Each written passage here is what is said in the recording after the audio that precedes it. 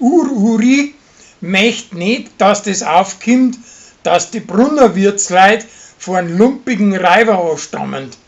Und drum drehen sie es wieder einmal so hin, wie wenn das ein Wohltäter von den armen Leuten gewesen war. Der Gerstl glaubt, dass der Martin einen Biber seinen Damm hingemacht hat.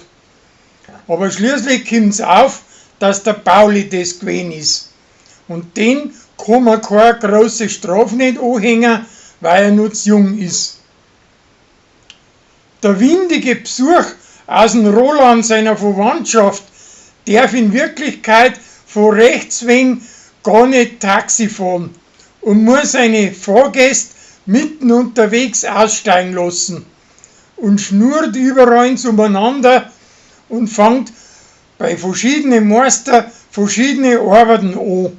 Aber überall hat er 2 linke Hände. Schließlich geht er wieder zurück aus Frankenland, wo er hergekommen ist.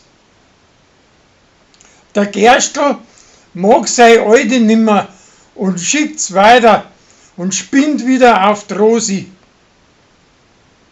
Der Lorenz möchte mit den Lansinger ein Bädelhozert als Umgang aufführen, aber die, wo ein Hotzeider und Hotzeiderin spielen sollen, minh nicht. Und für das sucht er nachher ewig umeinander und findet niemand und schließlich macht er selber einen Hotzeider und der Pfarrer seine Braut. Das Bärle ist ein rechter Chronikel zum Sascha und drum zwickt ihm der auf und tut er so, wie wenn er's Hummel als ein Nacker da anmalen tat.